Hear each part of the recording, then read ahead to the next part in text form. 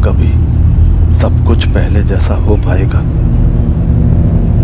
क्या मैं कभी अपनी बेटी से नजरें मिला पाऊंगा, अपनी पत्नी से नजरें मिला पाऊंगा? वो समाज जिसका मैं बरसों से हिस्सा रहा हूं, उसका सामना कैसे करूंगा? लोग मुझे हमदर्दी भरी निगाहों से देखते हैं, लेकिन फिर भी मुझ पर जो दाग लगा है, क्या वो कभी मिट पाएगा? क्या लोग कभी मुझे एक आरोपी की नजर से देखना बंद कर पाएंगे?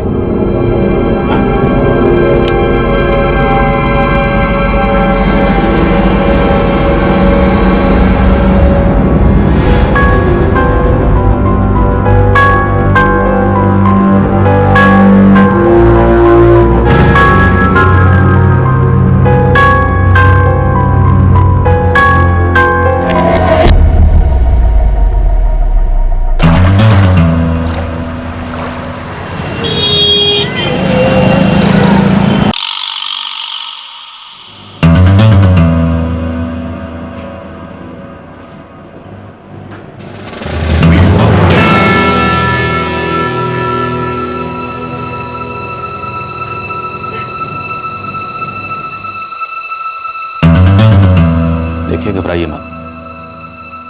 बताइए क्या हुआ?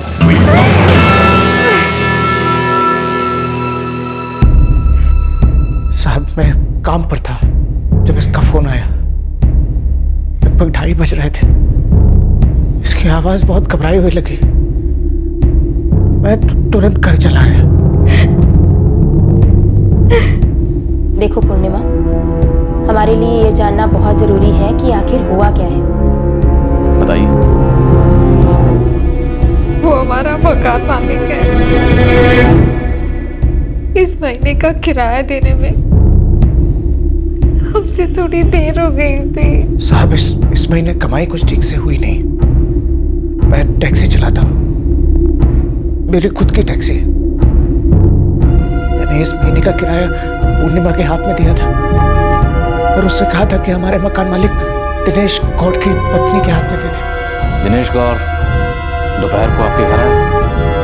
जी साहब, दोपहर के करीब 1:45 बजे होंगे।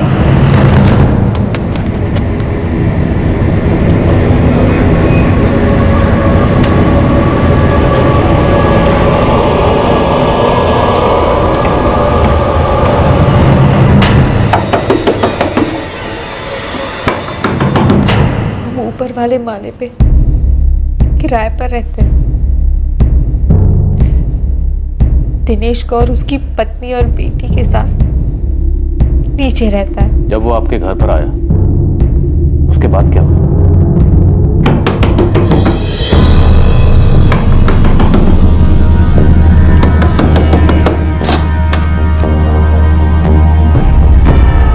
नमस्ते दिनेश जी। ये सब क्या है पूर्णिमा? आधा किराया? दिनेश जी, हम थोड़ी मुश्किल में हैं अभी, लेकिन जल्दी आपका पूरा किराया भर देंगे। मुझे ये सब बहाने नहीं सुनने हैं। राजेश कहाँ? वो काम पे गया है। मुझे अभी का अभी मेरा किराया चाहिए, नहीं तो मैं अभी तुम दोनों को इस घर से बाहर निकाल दूंगा। दिनेश जी, प्लीज शांत हो जाइए। आप बाहर खड़े होकर तमाशा मत कीजिए, आप अंदर आ जाइए प्लीज।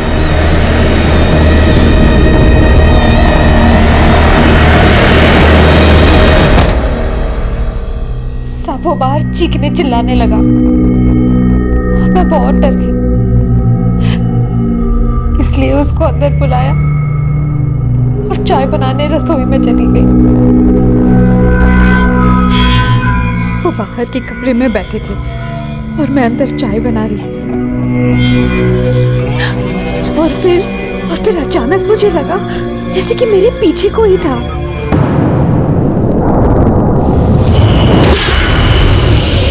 दिनेश जी, आप क्या कर रहे हैं दिनेश जी?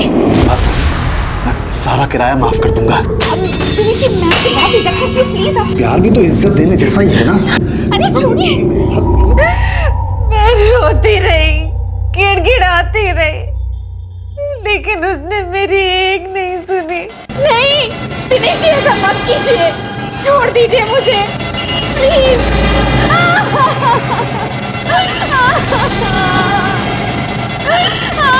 नहीं दिनेश जी, नहीं।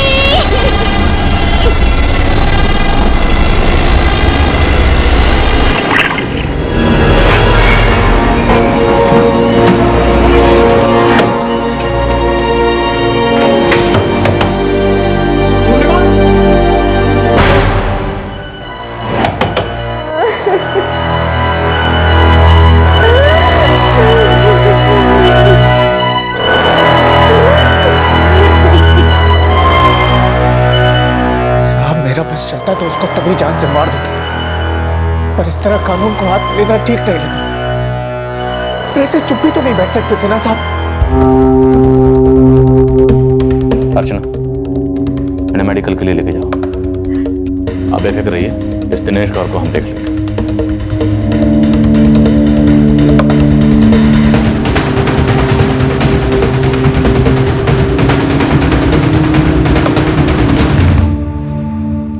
दिल्ली गैंगरेप केस के कुछ ही दिनों बाद यह केस रिपोर्ट हुआ था। औरतों के खिलाफ हो रहे अत्याचार और प्रशासन की ऐसे केसेस के प्रति उदासीनता और निष्क्रियता पर पूरे देश में गुस्सा उमड़ रहा था। ऐसे हालात में जैसे ही इस केस की एफआईआर दर्ज हुई, पुलिस तुरंत कार्रवाई करने में जुट गई।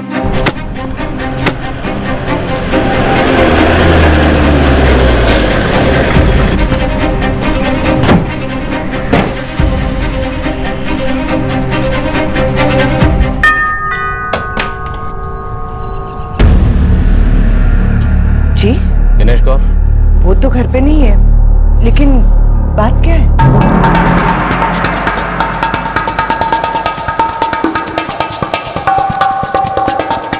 सर, वो घर पे नहीं।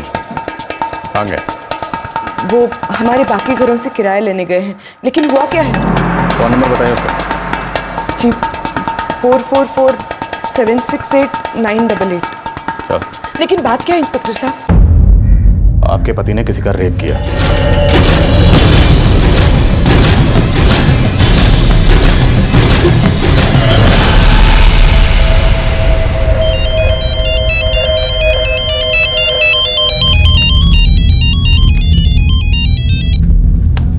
हाँ माँ। क्या माही, तुम क्या कह रही हो? राधिका, अभी पुलिस आई थी घर पे, तुम्हारे पापा को ढूंढ रही है। माँ तुम परेशान मत हो, उन्हें जरूर कोई गलतफहमी हुई होगी। मैं अभी पापा से बात करती हूँ।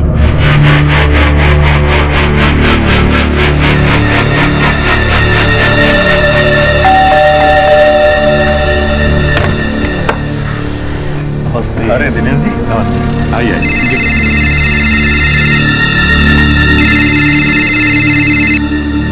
हाँ बेटा। ममता, पापा, पुलिस आपको ढूंढ रही है।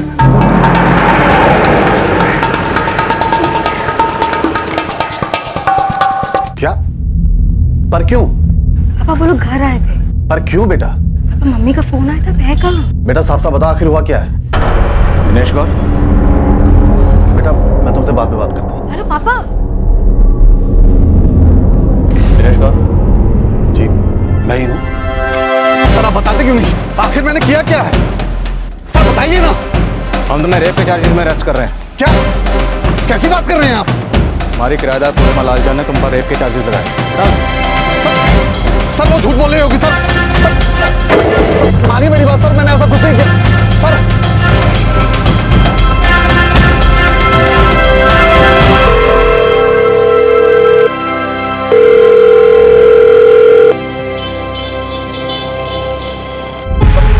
सर आपको जरूर कोई गलतफहमी हुई है सर। सर मैंने ऐसा कुछ नहीं किया है, मैं एक इज्जतदार आदमी हूँ। मैंने आज तक एक भी आधार आरोपी नहीं देखा जो पकड़े जाने के फौरन बाद अपना जुर्म कबूल कर दे। सब थाने पहुंच के सच बोलो।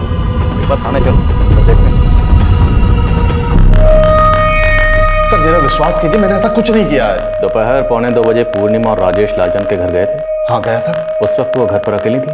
सर वो अकेली थी, लेकिन सर मैं घर पर अकेली देखकर तुमने उसका फायदा उठाना चाहा। सर मैंने ऐसा कुछ नहीं किया है सर। सर आप समझ नहीं रहे, मेरे पापा ऐसा कर ही नहीं सकते हैं। देखिए उनसे पूछताछ चल रही है, सर जल्दी सामने आ जाएगा। सर हम उस मोहल्ले में कई सालों से रह रहे हैं, आप किसी से भी पूछ लीजिए, मेरे पति इज्जतदार आदमी है। आपके पति आपके किराएदार पूर्णिमा और राजेश के घर दोपहर 1:45 गए थे या नहीं? हाँ गए थे। सर मैं उनके किराया न देने की वजह से बहुत परेशान था। इस बार भी पूर्णिमा ने मेरी पत्नी सीमा को सिर्फ आधे महीने का किराया दिया, इसीलिए मैं उससे बात करने गया था। मैं जब खाना बना रही थी तब पूर्णिमा मेरे घर आई।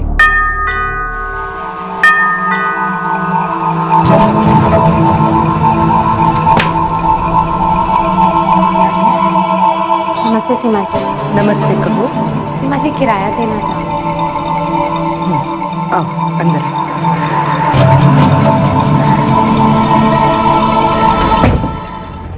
मैंने पूर्णिमा से किराया लिया और राधिका के पापा के घर लौटते ही उन्हें दे दिया।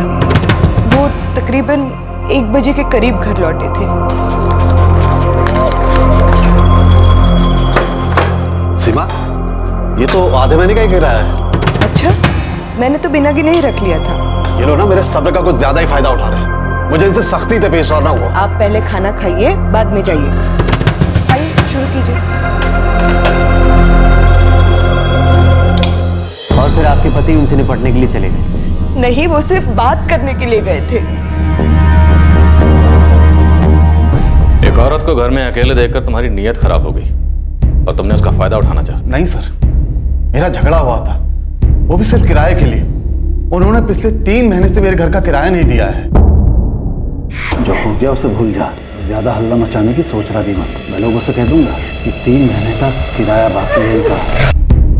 तुमने पूर्णिमा को धमकी दी थी कि अगर उसने इस रेप की कंप्लेंट किसी से की तो तुम उन्हें 3 महीने का किराया ना देने की वजह से घर से बाहर निकाल दो। सर, मैंने ऐसा कुछ नहीं किया है, बल्कि जब वो मुझ पर चिल्लाने लगी तो मैं वहां से चला आया। वो मुझ पर चिल्ला रही थी। दिनेश जी नमस्ते। ये सब क्या है पूर्णिमा? आधा किराया। दिनेश जी, हम थोड़ी मुश्किल में हैं अभी, लेकिन जल्दी आपका पूरा किराया भर देंगे। मुझे ये सब बहाने नहीं सुनने हैं। राजेश कहाँ? वो काम पे गए हैं। 3 महीने का किराया बाकी है। तुम लोग कभी भी वक्त पे किराया नहीं देते हो। राजेश को टैक्सी खरीदने के लिए मैंने उधार दिए थे, उसने उसका भी 1 पैसा चुकता नहीं किया। देखो, दिनेश जी, आजकल ज्यादा कमाई नहीं हो पा रही है, पर आप भरोसा रखिए, आपके पूरे पैसे हम जल्द ही चुका देंगे। ये बात है ना, मैं कई बार सुन चुका हूँ। मुझे आज ही मेरा किराया चाहिए, नहीं तो मैं तुम दोनों को आज ही इस घर से बाहर निकाल दूंगा। और तुम्हारा ये जो फ्रिज टीवी पड़ा है ना, इसे बेचकर अपना किराया वसूल कर लूंगा। आप ऐसा नहीं कर सकते। मैं ऐसा ही करूंगा। अब निकलिए यहाँ से, अभी चलिए निकलिए। तुम मुझे मेरे घर से बाहर निकाल रही हो? तुम मेरे साथ ऐसा व्यवहार नहीं कर सकती हो। लेकिन अभी इस घर में मैं रह रही हूँ, क्योंकि इस घर को किराए पर मैंने लिया है और आपको यहाँ से निकलने के लिए कह रही हूँ। निकलिए यहाँ से, चलिए।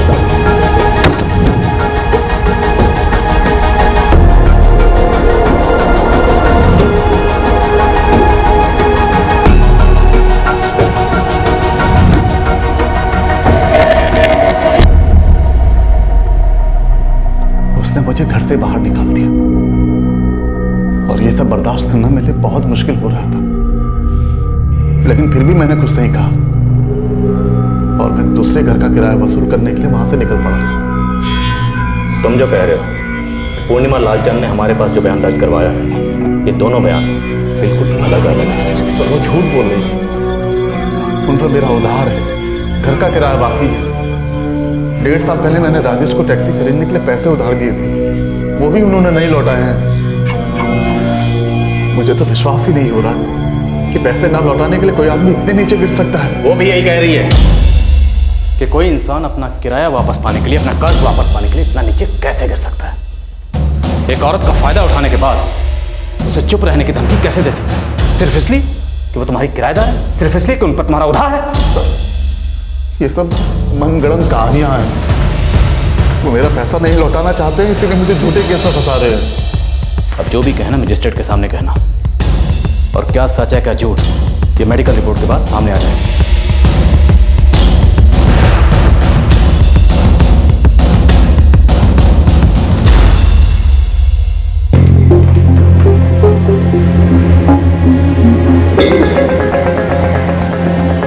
लेट जाइए।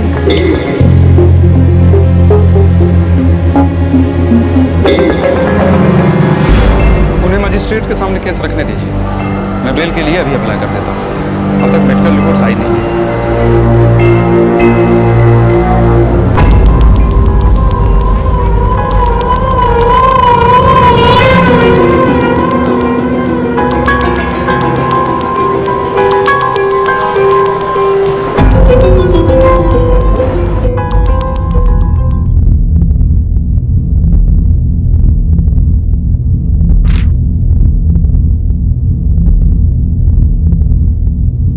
सर, मेरे क्लाइंट अपने ऊपर लगे आरोप को मानने से इनकार करते हैं। ये पूरी कहानी ही झूठी है।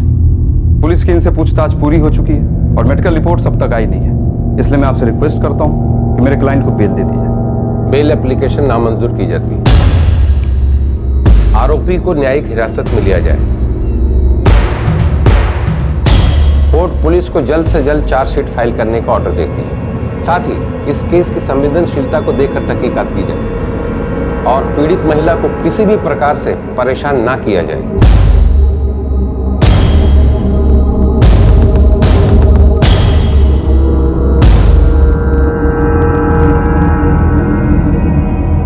सीमा, मेरा विश्वास करो, मुझे फंसाया गया। मैंने कुछ नहीं किया। ये सारे आरोप झूठे हैं।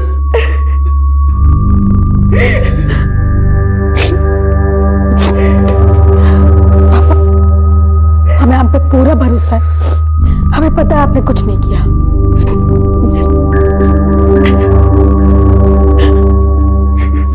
एक औरत ने एक आदमी पर बलात्कार का आरोप लगाया और वो आदमी उस आरोप से इनकार कर रहा था। कौन सच बोल रहा था और कौन झूठ? ऐसे केसेस को लेकर पूरे देश में जो जनाक्रोश उमड़ रहा था, उसे देखते हुए कोई भी अधिकारी आरोपी को बेनिफिट ऑफ डाउट देने की भी हिम्मत नहीं कर पा रहा था। मेडिकल रिपोर्ट्स अब तक नहीं आई थी और उन रिपोर्ट से ही सच्चाई का पता चल सकता था। सेक्सुअल एक्टिविटी हुई है, इसके साइंस हैं।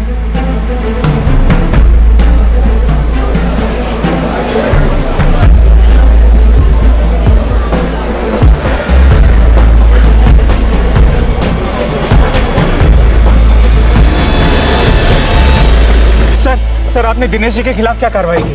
राजेश, हम तहकीकात कर रहे हैं, चार्जशीट फाइल करेंगे, उसके बाद कोर्ट तय करेगा क्या कार्रवाई करनी है। सर, आपने पुलिस रिमांड के लिए जोर क्यों नहीं डाला? आप रिमांड में लेके आरोपी को कन्फेशन ले सकते थे। हमने आरोपी से पूछताछ की है, उसका बयान दर्ज कर लिया है। सर, आप मामले को गंभीरता से नहीं ले रहे हैं। आज पूरा देश रेप विक्टिम्स के प्रति पुलिस की असंवेदनशीलता से नाराज है। पुलिस के काम करने के तरीके पे सवाल उठ रहे हैं। देखिए, पूरा काम प्रोसीजर के हिसाब से होगा। कानूनन जो सही है वही होगा। सर, मेडिकल रिपोर्ट्स क्या कहती हैं? मेडिकल रिपोर्ट पर अभी हम जांच कर रहे हैं, अभी उसके बारे में आपको कुछ नहीं बता सकते। हम सब जानते हैं, मेडिकल रिपोर्ट्स आ चुकी हैं, आप उसे छुपा रहे हैं। देखिए, इसमें छुपाने वाली कोई बात नहीं। कंप्लेंट सच्ची है, लेकिन जब तक जांच पूरी नहीं हो जाती हम किसी नतीजे पर नहीं पहुंच सकते। Thank you very much. Sir, एक और सवाल बताइए।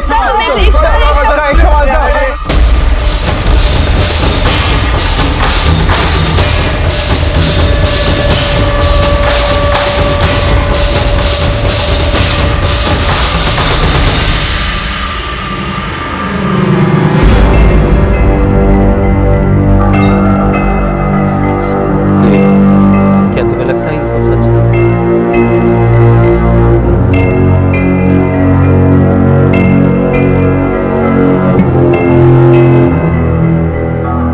दिनेश जी ऐसा करेंगे ऐसा सोचा नहीं था।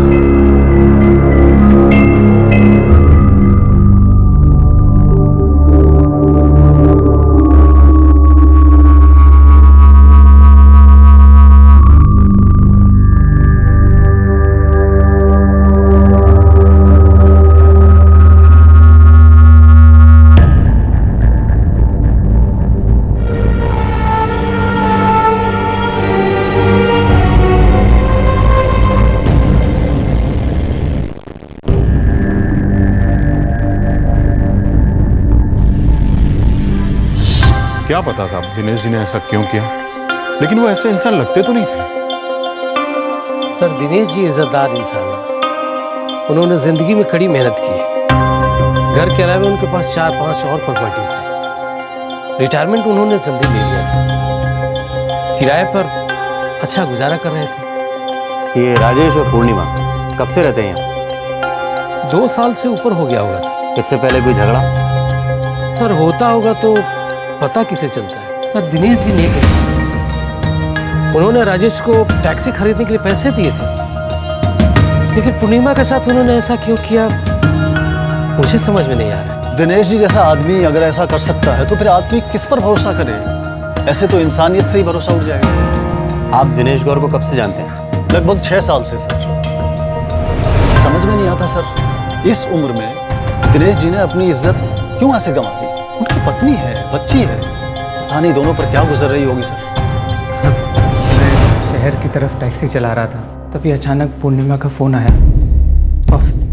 देखिए, मैं जानता हूँ कि जो हुआ बहुत बुरा हुआ। मैं समझता हूँ इस हादसे को बार बार याद करना आप लोगों के लिए काफ़ी मुश्किल है, पर फिर भी अगर आप अपनी पत्नी को तैयार कर सकें कि वो हमें बताएं कि क्या हुआ, कैसे हुआ, कहाँ हुआ। देखिए, वो सब बताएं ये ज़रूरी नहीं है, पर हमारी जानकारी के लिए इस हादसे को समझना ज़रूरी है।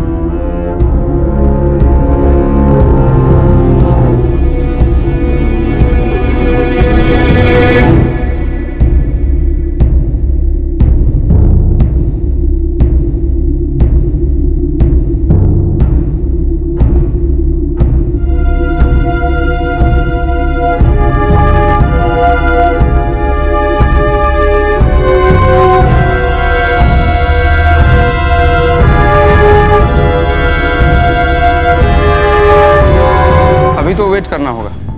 पुलिस को इन्वेस्टिगेशन पूरी कर लेने दीजिए और चार्जशीट फाइल करने दीजिए, तभी कुछ कर सकते हैं। लेकिन वकील साहब, उन्हें जेल में गए हुए 2 महीने हो गए हैं। मैं समझता हूँ सीमा जी, पर अब उनकी बेल मंजूर नहीं हुई है तो क्या किया जा सकता है? राधिका, आप समझ सकती हैं कि मामला कितना सेंसिटिव है।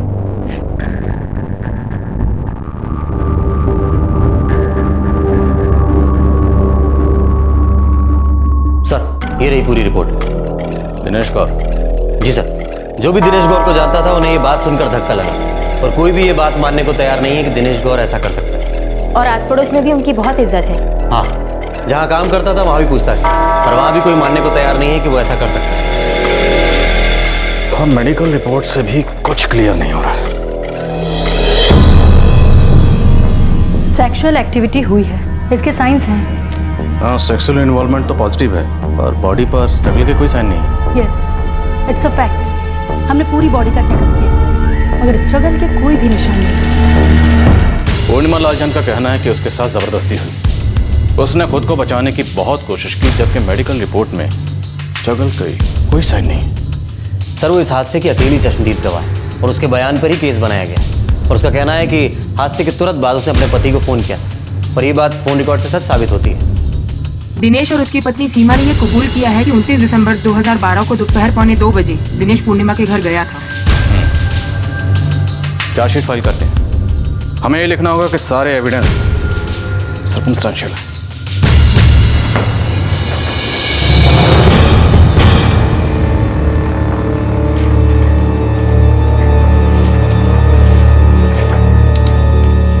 सर, चार्जशीट सिर्फ सर्कमस्टेंशियल एविडेंस के आधार पर बनाई गई है, और मेरे क्लाइंट ने जो बयान पहले दिया था उसमें अब तक कोई चेंज नहीं किया है। इन्होंने अपने ऊपर लगे आरोप से भी इनकार किया है और 2 महीने जेल में गुजार चुके हैं। इसलिए मैं कोर्ट से रिक्वेस्ट करता हूं इन्हें बेल ग्रांट की जाए। दिनेश गौर की बेल एप्लीकेशन एक्सेप्ट की जाती है। केस की सुनवाई 26 मार्च को होगी।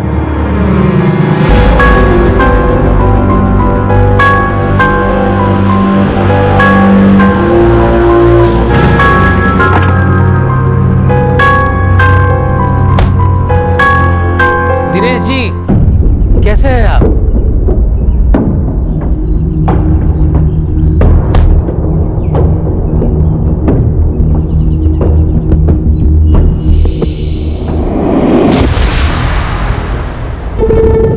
बहुत डर लग रहा है राजेश। वो जमानत पे रिहा हो चुका है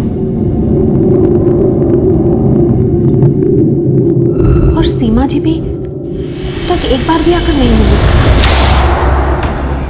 अब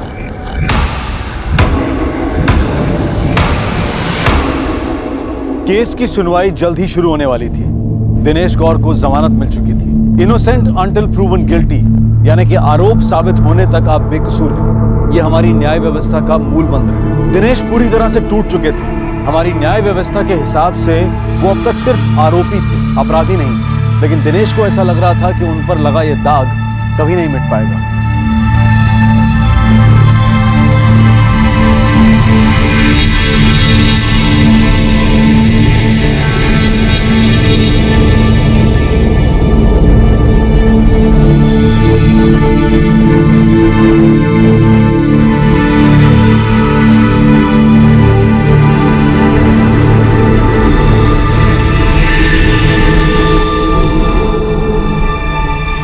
पापा, आप क्यों खुद को गिल्टी मान रहे हैं?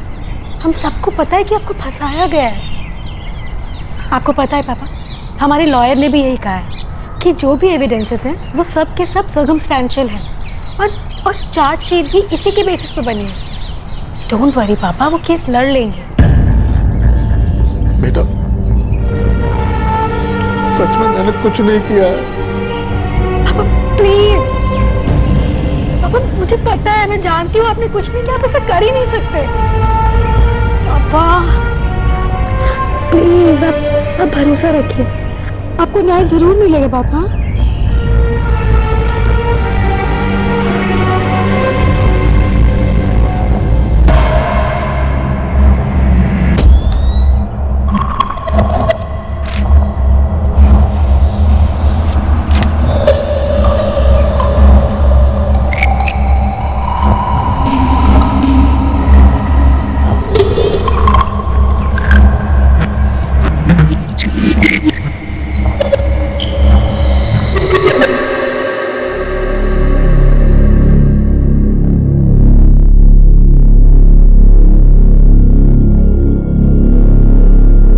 बताइए क्या क्या हुआ था और कैसे।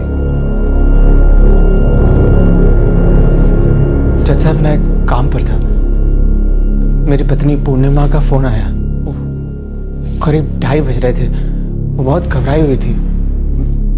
मैं तुरंत घर चला गया। घर पहुंचा तो पूर्णिमा बहुत घबराई हुई थी। उसने बताया कि हमारे मकान मालिक दिनेश कौर हमारे घर आए थे और किराया मांग रहे थे और अपना पुराना उधार भी वापस मांग रहे थे। उसने उन्हें समझाने की कोशिश की, शांत करने की कोशिश की और वो चिल्लाने लगे, चीखने लगे। उन्होंने मेरी पत्नी के साथ बदतमीजी की। जब उन्हें घर से बाहर निकालने की कोशिश की तो उन्होंने उसका हाथ पकड़ लिया। वो उनके ऊपर चिल्लाई और उसने अपना हाथ छुड़ा के उन्हें घर से बाहर निकाल के दरवाजा बंद कर दिया। उनके बुरे बर्ताव की वजह से बेहद सदमे में थी। और फिर? वो बहुत परेशान थी जज साहब। आगे क्या हुआ?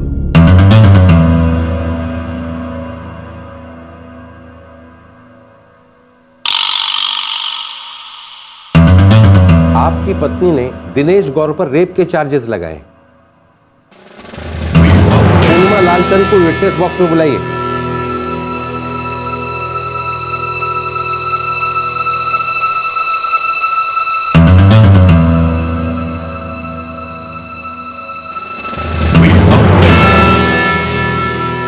कोर्ट को ठीक ठीक बताइए क्या हुआ था। बस इतना ही, आगे आपको कुछ नहीं कहना है। मैं बहुत परेशान थी साहब। मैं तो सिर्फ हरेसमेंट का केस करना चाहती थी। ये रेप वाली बात कहां से आई मुझे नहीं पता। कंप्लेंट में क्लियरली रेप का आरोप है। आईपीसी 376 के तहत चार्ज लगाए गए हैं और आप कह रहे हैं कि आपको पता नहीं रेप की बात आपकी कंप्लेंट में कहां से आई?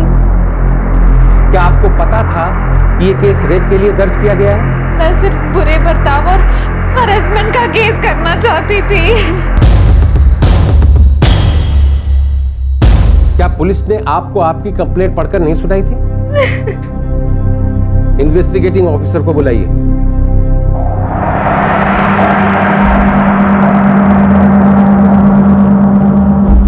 एफआईआर पूर्णिमा लालचंद और राजेश लालचंद के बयान के आधार पर दर्ज की गई थी और सारी इन्वेस्टिगेशन भी उसी के बेस पर हुई थी।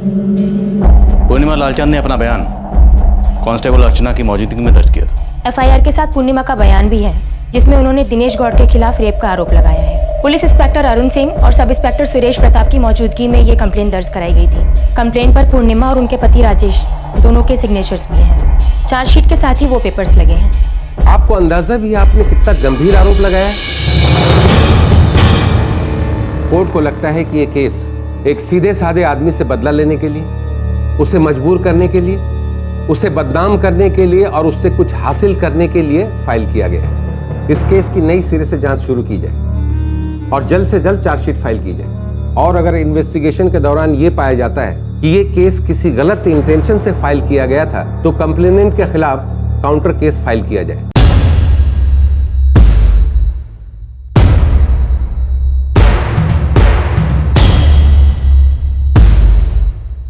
दोनों शिकायतकर्ताओं ने कोर्ट में अपने बयान बदल दिए थे, तो फिर यह केस क्यों दर्ज किया गया था? उन दोनों ने इस तरह अचानक इस आरोप से इनकार क्यों किया? तुम दोनों ने बहुत झूठ बोल लिया। अब मुझे सच सुनना है, पूरा सच। साहब उन्होंने मेरी पत्नी के साथ बदतमीजी की थी, वो बहुत परेशान थी। चुप! बहुत नौटंकी कर ली तुमने। अब तुम दोनों की नौटंकी और बर्दाश्त नहीं करूंगा। पहले तुम दोनों ने रेप का केस फाइल किया और बाद में अदालत में अपने बयान से मुकर गए। क्यों? हमें तो मेडिकल रिपोर्ट से शक हुआ था कि तुम दोनों झूठ बोल रहे हो। इस हादसे की अकेली विटनेस तुम्हारी पत्नी थी। इसी के बयान को आधार बनाकर चार्जशीट फाइल की गई थी। बहुत हो गया। चलो शुरू हो जाओ। अब बोलो, सच क्या है? देखिए, केस की पहली सुनवाई की तारीख करीब आती जा रही है। सिर्फ सर्कमस्टेंशियल एविडेंस है, मतलब ऐसा कोई सबूत नहीं है जिसके बूते पर आरोप साबित हो सके। मेडिकल रिपोर्ट से भी साफ पता चल रहा है कि किसी तरह की कोई जोर जबरदस्ती नहीं हुई है। फिर भी मैं तुम लोगों की तरफ से केस लड़ूंगा, लेकिन पहले तुम दोनों को मुझे सब कुछ सच सच बताना होगा, क्योंकि मुझे इस कंप्लेंट पर ही शक है। साहब, हम सिर्फ हरेसमेंट का केस ही दर्ज कराना चाहते थे। सॉरी, आपने केस रेप का फाइल किया है। अब आप क्या करना चाहते थे और आपने क्या किया है, इससे कोई फर्क नहीं पड़ने वाला। स्टेटमेंट पर तुम दोनों के साइन हैं। अखबारों में, मीडिया में ये केस इतना उछाला जा रहा था और फिर भी 3 महीनों तक तुम लोगों ने कुछ भी नहीं कहा। साहब, हमने तो इनसे पहले ही कहा था कि सिर्फ हरेसमेंट का केस करते हैं। राजेश, अब तो वो हमें घर से निकाल ही देगा। तो क्या करूं मैं? तो वैसे ही काम धंधा ढंग से नहीं चल रहा। सर, जो उधार लिया है वो तो चुकता हो नहीं रहा, ऊपर से 3 महीने का किराया। एक काम करते हैं, उस पर ना हरेसमेंट का केस डाल देते हैं। कुछ नहीं होगा उससे, हम ही केस हार जाएंगे। बहुत कर्जा लिया हुआ है और सभी बात जानते हैं। सब हमारे खिलाफ हो जाएंगे। सब समझ जाएंगे कि पैसा नहीं चुकता करना चाहते, इसलिए ये केस कर रहे हैं। फिर क्या करें? कोई ऐसा आरोप लगाते हैं कि वो समझौता करने को तैयार हो जाए। मतलब? रेप का केस डाल देते हैं उसके ऊपर, कर्जा किराया सब माफ हो जाएगा। लेकिन अगर ये साबित हो गया कि उसने ऐसा कुछ नहीं किया है तो?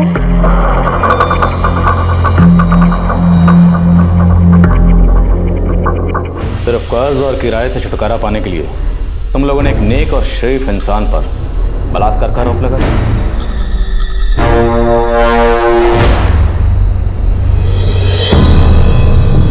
और तुम्हें लगता है कि ये केस कोर्ट में टिकेगा?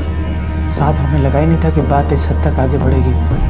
हमने सोचा था हम केस करेंगे, दिनेश जी हमारे पास आएंगे और केस वापस लेने को कहेंगे, हम उनसे समझौता कर लेंगे।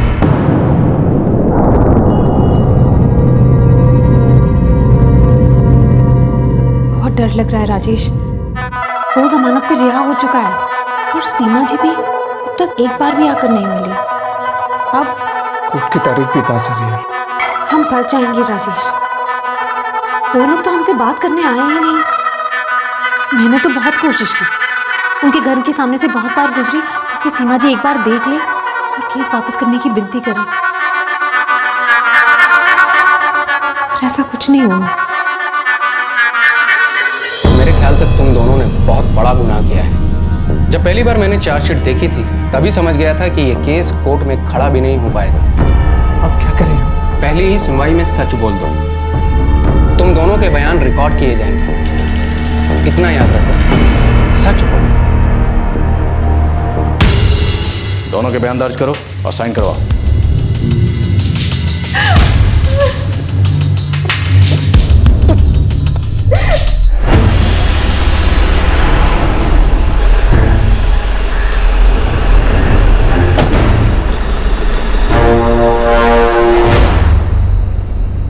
दिनेश जी, सीमा जी, मैं आप दोनों से माफ़ी मांगना चाहता हूं कि मैं आपके साथ सख्ती से पेश आया, जबकि आप एक नेक इंसान हैं। मेरे ख्याल से आप समझ सकते हैं कि मैं सिर्फ अपनी ड्यूटी कर रहा था। आपके खिलाफ कंप्लेंट दर्ज हुई थी और FIR रजिस्टर हो चुकी थी, तो आपको कानूनी हिरासत में लेकर मुझे आपसे पूछताछ करनी ही थी। इसलिए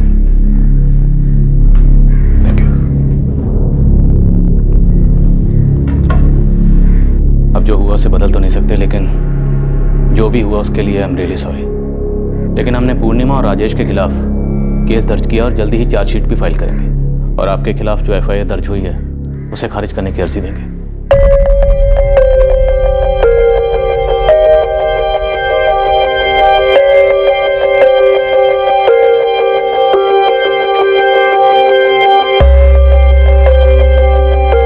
पापा, पापा, मैं ऑफिस जा रही हूँ, ठीक है? Bye bye.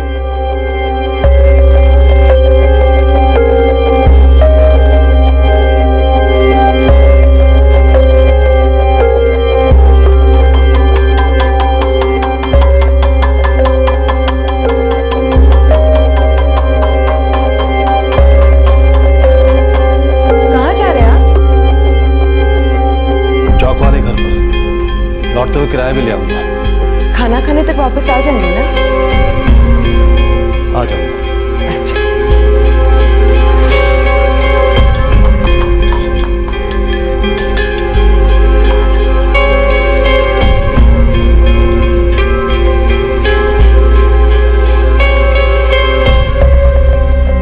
दिनेश जी, कैसे हैं आप?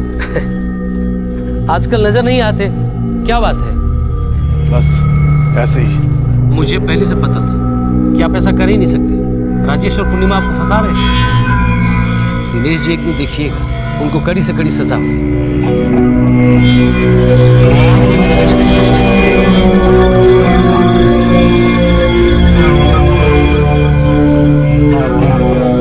अब सच सामने आ चुका है, पर क्या उससे मैंने जो कुछ भी सहा, जो दुख दर्द सहन किया, वो कम होगा?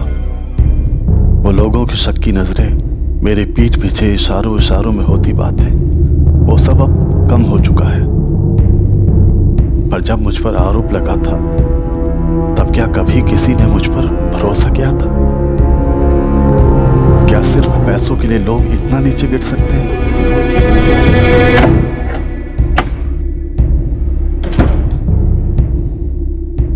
केस का फैसला जो भी हो, क्या मेरी खोई हुई इज्जत कभी लौट पाएगी?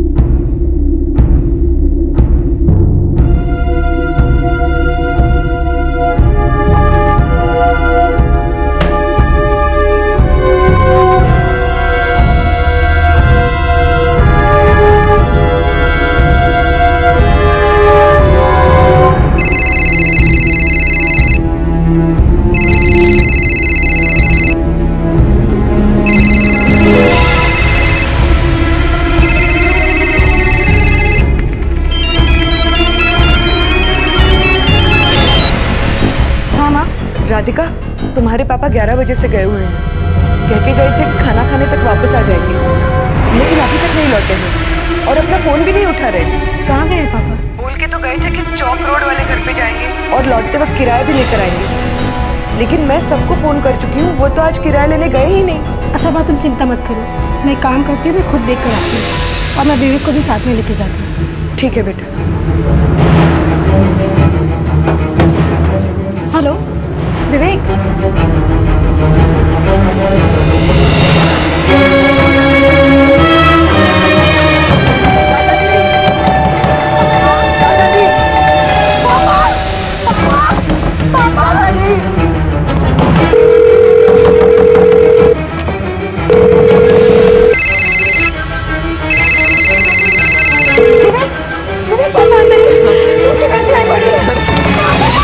दरवाजा तोड़ दे क्या?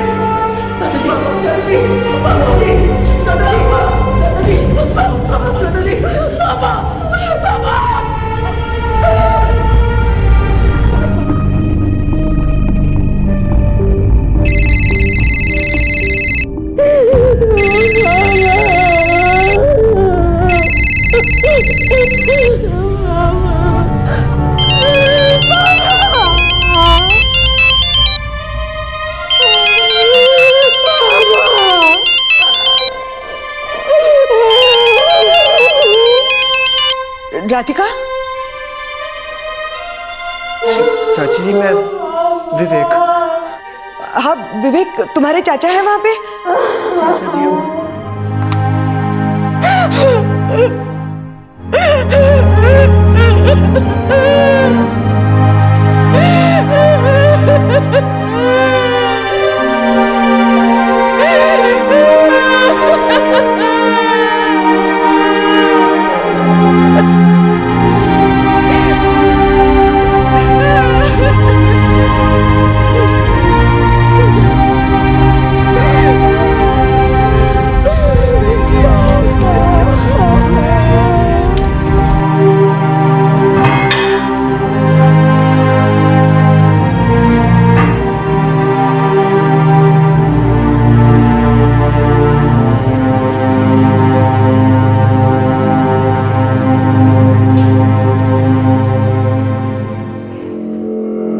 राजेश और पूर्णिमा को आईपीसी की धारा 306 यानी कि आत्महत्या के लिए उकसाने के तहत और धारा 112 यानी कि जुर्म के लिए उकसाने के तहत आरोपी करार दिया गया है। इन धाराओं की वजह से ये दोनों अपराध करने के साथ साथ अपराध के लिए उकसाने की सजा भी भुगतने के हकदार होंगे। पूर्णिमा को झूठा रेप केस दर्ज कराने के जुर्म में आईपीसी की धारा 211 यानी कि किसी को हानि पहुंचाने के उद्देश्य से झूठा आरोप लगाना और आईपीसी की धारा 182 यानी कि गलत जानकारी देकर किसी पब्लिक सर्वेंट को अपना कानूनी अधिकार किसी और को नुकसान पहुंचाने के लिए मजबूर करने के तहत भी गिरफ्तार किया गया है। सितंबर 2013 में गलत केस दर्ज कराने के जुर्म में पूर्णिमा को 4 साल की सजा सुनाई गई और 11,000 रुपए का फाइन लगाया गया।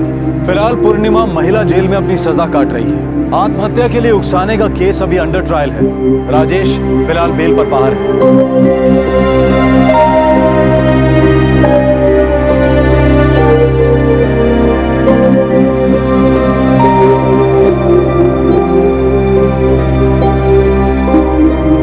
क्या ये सारे झूठे केसेस न्याय मांगने आई सच में पीड़ित महिलाओं पर अन्याय नहीं? कई बार लोग अपने निजी स्वार्थ के लिए, किसी को मजबूर करने के लिए या फायदा उठाने के लिए रेप और डाउरी हैरेसमेंट के कानून का गलत इस्तेमाल करते हैं। अगर हम चाहते हैं कि दहेज और बलात्कार के केसेस से निपटने के लिए सख्त से सख्त कानून बने, तो हमें यह भी देखना होगा कि इन कानूनों का गलत इस्तेमाल करने वालों के खिलाफ भी सख्त कार्रवाई हो। हमारे आज के एपिसोड की दूसरी कहानी। को किसने कहा था?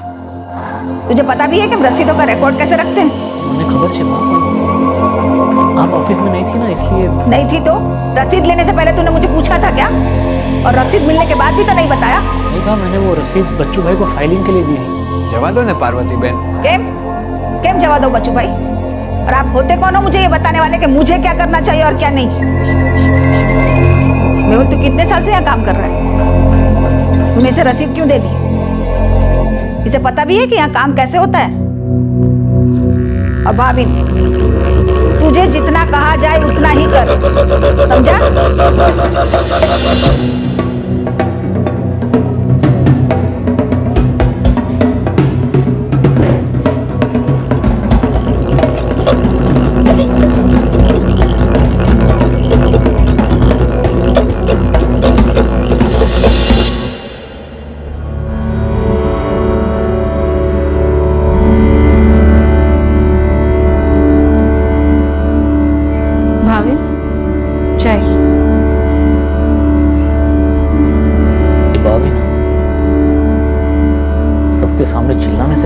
सोचती नहीं है कि मुझे कैसा लगेगा।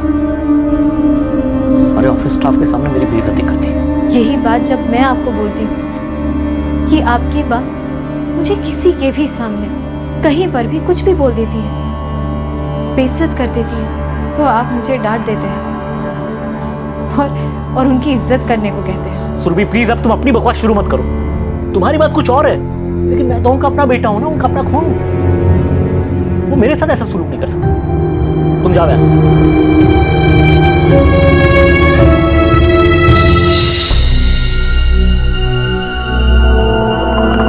भावे, किसी को भी बेइज्जत होना अच्छा नहीं लगता, पर ये बात तब समझ में आती है जब वो खुद पे बीतती है। प्लीज, अब तुम ताने मारना बंद करो। मैं ताने नहीं मार रही हूँ, पर ये सच्चाई है कि आपकी बा एक बहुत ही घमंडी औरत है। उनको किसी की भी इज्जत करना नहीं आता। पर ये बात जब मैं आपके पास लेकर आती हूँ तो मुंह फेर लेते हैं। सुरभि, तुम मेरी बीवी हो, इसलिए मैं बाप की इज्जत करनी पड़ती। हाँ, उनकी रोज की बेइज्जती, उनकी सबके सामने बेमतलब की डांट फटकार, सब कुछ चुपचाप सहती रहो, है ना? तुम जाओ ऐसे।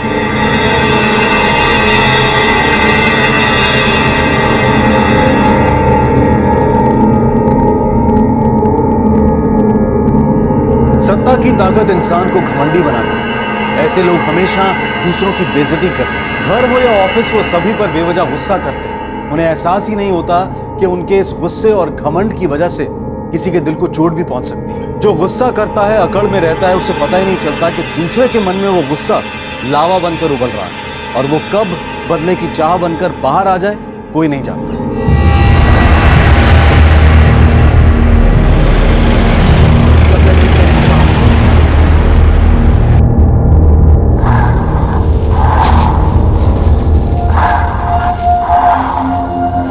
पार्वती बहन, नवो स्टॉक आवे છે। क्या जिग्नेश भाई, आप हमेशा वही पुराना स्टॉक ऊपर नीचे करके दिखा देते हैं। आपको लगता है मुझे बेवकूफ बना सकते हैं? अरे ऐसी बात नहीं है पार्वती बहन, ये साड़ी तो कल ही आई है, ये देखिए। हाँ बा, ये बिल्कुल नहीं है। पिछली बार जब हम आए थे तभी नहीं थी। ये देखिए ना बा, कितनी अच्छी है। मैं तेरे पूछूं, अच्छे बुरे की समझ तो है नहीं, चुप नहीं रह सकती क्या? देखो जिग्नेश भाई, कुछ नया दिखाने को है तो दिखाइए, नहीं तो हम लोग चलते हैं। पार्वती बहन आप भी ना। चल सुरभि, टाइम वेस्ट करने का कोई मतलब नहीं।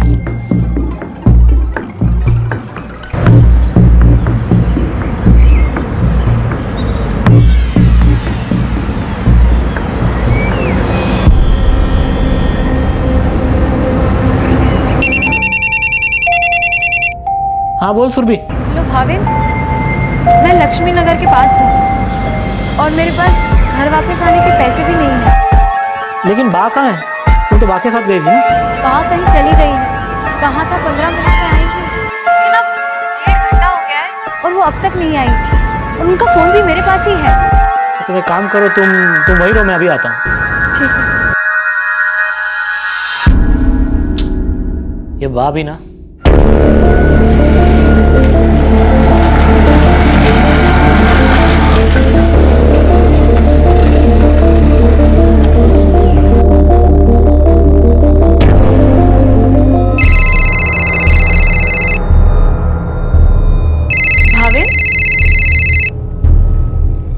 बताया तो था कि बा अपना फोन मेरे पास छोड़ गई है। यही है उनका फोन। ये क्या हो रहा है, मेरी कुछ समझ में नहीं आ रहा। मैं और बा साड़ी की दुकान पर थे। हमेशा की तरह बा ने वहां से कुछ भी नहीं खरीदा। फिर वहां से चलकर हम लक्ष्मी नगर तक आए। फिर वहां पर मुझे वेट करने को कहकर खुद कहीं चली गई।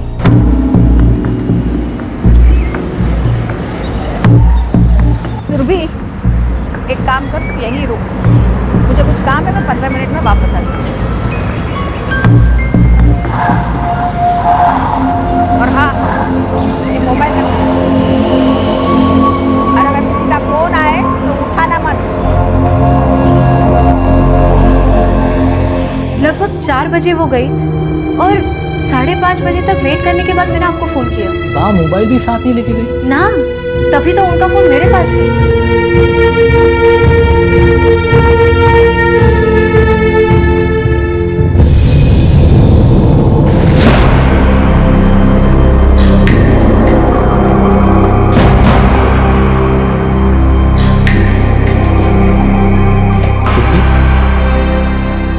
बजने वाले हैं, बा आज तो नहीं आई। अब तो मुझे भी चिंता हो रही है। मैंने ऑफिस में भी फोन किया था, वहां पे भी नहीं है वो। पुलिस स्टेशन चले? क्या वो पहले भी कभी बिना कुछ बताए, बिना मोबाइल फोन लिए कहीं गई? नहीं सर, कभी नहीं। एक भी रुपया दिए बिना वो आपको इस हाल में छोड़कर चली गई, बस अपना मोबाइल फोन देके? हाँ। क्या आप हमें शुरू से जो भी कुछ हुआ वो बता सकते हैं? दोपहर के कुछ 1:45 बजे थे। बा ऑफिस से लौट आई थी। उन्हें शॉपिंग के लिए जाना था, इसलिए करीबन 2:30 बजे हम निकल गए थे। हाँ सर, करीब 1:20 पे खाना खाने के लिए ऑफिस से निकली थी, तब मैं ऑफिस में ही था। हम दोनों साड़ी की दुकान पे गए और हमेशा की तरह उन्होंने वहां से कुछ भी नहीं खरीदा। और फिर एक काम कर, तू यहीं रुक, ये मोबाइल रख। उसके बाद मैंने भाविन को फोन किया। उन्होंने आपसे कुछ भी नहीं बताया कि वो कहाँ जा रहे हैं? ना।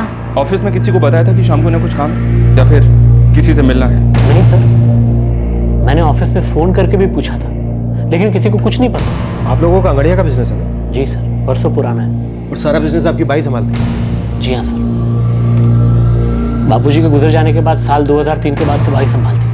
सर, उनके फोन से आखिरी कॉल दोपहर 12:30 बजे किया गया था। पता करो फोन किसको किया गया। Yes sir.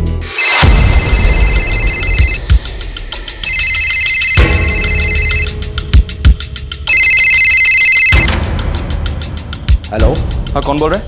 तमें कौन? PSI Solanki, city police station. Hardik Sonvariya बोल रहा हूँ। आप पार्वती शेठ को जानते हैं? हाँ हाँ, वो अंगड़िया वाली ना। आज दोपहर 12:30 बजे आपकी उनसे बात हुई थी? हाँ हुई थी, डिलीवरी के लिए फोन किया था। अच्छा मुझे ये बताइए कि आपका बिजनेस क्या है? मेरा डायमंड का बिजनेस है और पार्वती बहन के अंगड़िया से हमारा बरसों का रिश्ता है। पर बात क्या है सर? बात यह है कि पार्वती बहन शाम से घर नहीं लौटी है। आपको कुछ आइडिया है कि वो कहाँ गई होंगी? नहीं साहब, पर कोई गड़बड़ है क्या? अब तो ऐसे ही लग रहा है क्योंकि वो अभी तक घर नहीं लौटी। नहीं साहब, मुझे कुछ मालूम नहीं है। ठीक है,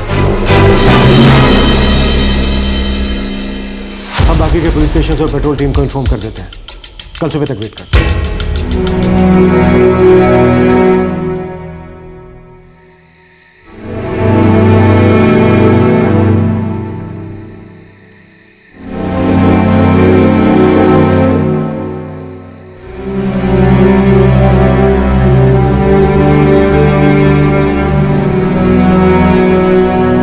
अजीब ढंग से पार्वती शेठ गायब हो गई थी।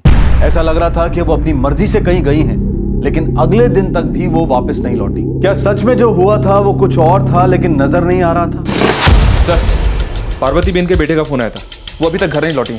अजीब बात, 58 बरस की औरत जो बरसों से अपना कारोबार संभाल रही थी, वो अपना मोबाइल फोन दिए बिना किसी कुछ कहे भी ऐसी ही कहीं चली गई। सर, उनका परिवार काफी सालों से अंगड़िया का ही बिजनेस करता है। कहीं उनके बिजनेस से रिलेटेड तो नहीं? कोई गलत डील या फिर ऐसा ही कुछ? नहीं साहब, अगर पार्वती बहन ने ऐसी कोई डील की भी होगी तो हमने खबर न थी।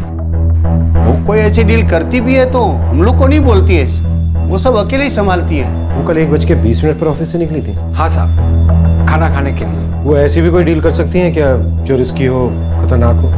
साचू कहूँ तो पार्वती बहन जो कुछ भी करती है ना, अकेले ही करती है सर। उन्हें किसी पे भरोसा है ही नहीं, और इस मामले में वो बहुत सख्त मिजाज की है। वो अपने बेटे तक को कुछ नहीं बताती है, वो किसी और को क्या बताएगी?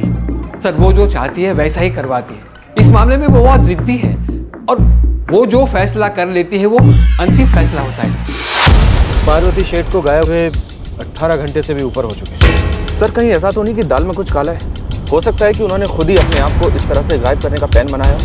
सर, वो ऑफिस से शॉपिंग के लिए 1:20 पर निकली थी, लेकिन उसके बाद उन्होंने कोई शॉपिंग नहीं की। बस इतना कहकर कि वो 15 मिनट में लौट आएंगी, वो वहाँ से चली गई और अपना फ़ोन भी साथ लेकर नहीं गई। वो खुद गायब हुई हैं या किसी ने उन्हें गायब करवाया? कोई दुश्मनी?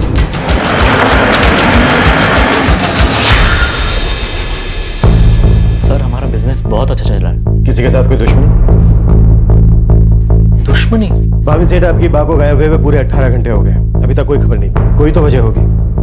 उनकी किसी के साथ कोई दुश्मनी थी या उन्हें किसी से कोई खतरा था? ऐसा तो नहीं है कि उन्हें किसी ने किसी डील के लिए बुलाया हो और उनके साथ कुछ गलत हो गया? आप कहना क्या चाहते हैं सर? मैं सिर्फ इतना कहना चाहता हूँ कि आपकी बा अभी तक नहीं लौटी, और आपकी पत्नी का कहना है कि वो अपनी मर्जी से कहीं गई। कहीं ऐसा तो नहीं कि किसी ने उन्हें बंदी बना लिया हो? मेरा मतलब उनका अपहरण कर दिया?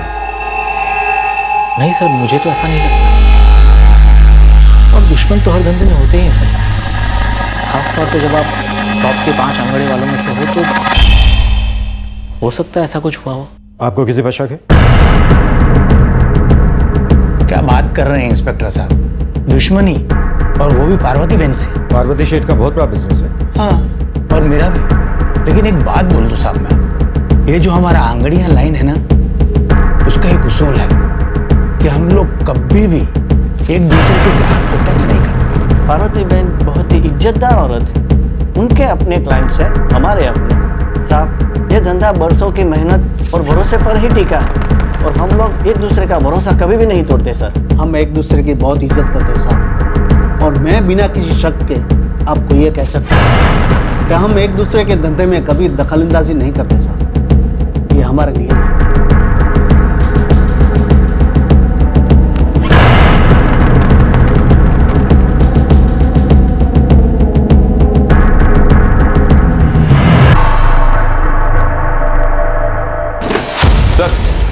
सभी रिकॉर्ड्स को अच्छी तरह से देख लिया है और चेक भी कर लिया है। चेक की कहीं कोई गुंजाइश नहीं है, सारे रिकॉर्ड्स प्रॉपर है। फिर और क्या वजह हो सकती है? एक दिन बीत गया है, अभी तक उनकी कोई खबर नहीं। कोई मुर्दा घर, कोई पुलिस स्टेशन, कहीं से कोई खबर नहीं मिली सर। कहीं इनके परिवार का मामला तो नहीं? तो इनका अपना ही? साहब मैं उनके घर पे 6 साल से काम कर रही हूँ। पूरे दिन का काम है? नहीं साहब, छुट्टा काम है। अच्छा ये बताओ कि पार्वती बेन का अपनी बहू से रिश्ता कैसा था? दोनों का जमता नहीं था साहब। अनबन छोटी मोटी थी या बड़ी थी? बा हमेशा सुरभि भाभी को डांटती रहती थी। मेरा मतलब है कि सुरभि भाभी कोई गलती करती थी तब भी उनको डांट पड़ती थी, और वो कोई गलती नहीं करती थी तब भी उनको सुनने को मिलती थी। आशु, रोज रोज बटाका शाक, तुझे और कुछ बनाना नहीं आता है क्या? बा आप जितने पैसे देते हो उतने में बटाटा ही आता है। मैं पैसे गिन के देती हूँ, उसका मतलब ये थोड़ी कि तू मुझे रोज यही सब्जी खिलाएगी। कोई और सब्जी नहीं ला सकती थी क्या? हाँ, सब्जी के भाव बढ़ गए हैं, उतने में और कुछ नहीं आता। सब्जी के भाव बढ़ गए या तेरी अक्ल घास चरने गई है? जा अठाणु ले आओ।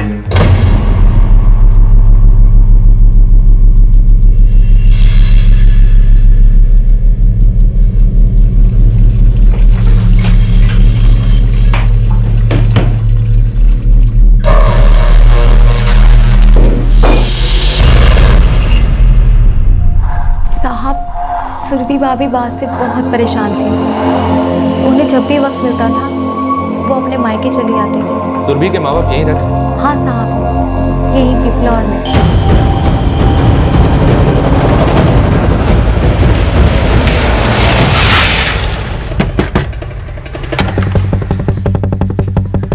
जी, आप सुरभि शेठ के बाबूजी हैं? हाँ जी सब, जब से पार्वती बहन के बारे में पता चला है ना, हम लोग भी बहुत परेशान हैं। आपकी बेटी सुरभि वो इंसान है जिसने आखिरी बार पार्वती शेठ को जाते हुए देखा था। अब तक हम उसी के बयान पर भरोसा करके आगे बढ़ रहे हैं। साहब वो भी बहुत ही परेशान है। आपकी बेटी और उसकी सास के बीच अनबन रहती है? हाँ साहब, क्या है ना, पार्वती बहन एक बहुत ही गर्म मिजाज की औरत है। मेरी बेटी भी उससे परेशान रहती है। अक्सर वो घर पे आती है तो उसकी शिकायत करती है। हमने उसे समझाया भी था कि ऐसा कौन सा घर है जिसमें सास बहू के बीच में अनबन ना होती हो। बहू को तो झुकना ही पड़ता है। हम उसे ये भी बताते हैं कि अभी जो वो रह रही है वो उसका दूसरा घर है, मायका नहीं है। फिर वो शांत हो जाती है और चली जाती है। कांति भाई, जय श्री कृष्ण। अरे जय श्री कृष्ण विमल भाई। कोई આવ્યું છે તો પછી આવું? नहीं विमल भाई बेसो। इंस्पेक्टर साहब से सिटी पुलिस स्टेशन से। नमस्ते साहब। इंस्पेक्टर साहब, विमल भाई हैं हमारे मकान मालिक। सुरभि इनके लिए भी बेटी जैसी है। सर जितना जानते थे उस दिन सब बता तो दिया। एक बात पर छोड़। कौन सी बात? यह कि भाविन और उसकी माँ के बीच मनमुटाव था। क्यों? कहीं नहीं थी साहब। पार्वती बहन अपने बेटे से बहुत प्यार करती है, लेकिन उनका स्वभाव ही ऐसा है कि हर किसी के साथ सख्ती से पेश आती है। और भाविन को छोटा बच्चा तो है नहीं कि उसे सबके सामने डांट ले। 31 साल का हो चुका है सर, फिर भी पार्वती बहन सबके सामने उसे जो मन में आए बोल देती है। जब 21 साल का था तब उसके पिताजी गुजर गए और उसके बाद पार्वती बहन ने कारोबार अपने हाथ में ले लिया। भाविन को सिर्फ पॉकेट मनी देती थी। भाविन को कुछ भी अपनी मर्जी से करने का कोई मौका ही नहीं दिया। और दूसरी बात यह है सर कि हर बार बेइज्जत होना किसी को भी अच्छा नहीं लगेगा। जाहिर सी बात है कि भाविन इस बात से नाखुश था। पार्वती बहन को गायब हुए पूरे 3 दिन हो गए और अभी तक उनकी कोई खबर नहीं। बेटा और बहू दोनों से उनके रिश्ते काफी कड़वे थे। कहीं उनके गायब होने के पीछे यही वजह तो नहीं? क्या आप लोगों को ये लगता है कि मेरी सास के गायब होने के पीछे मेरा हाथ है? आपके अपनी सास के साथ संबंध अच्छे नहीं है, ये बात किससे छुपी तो है।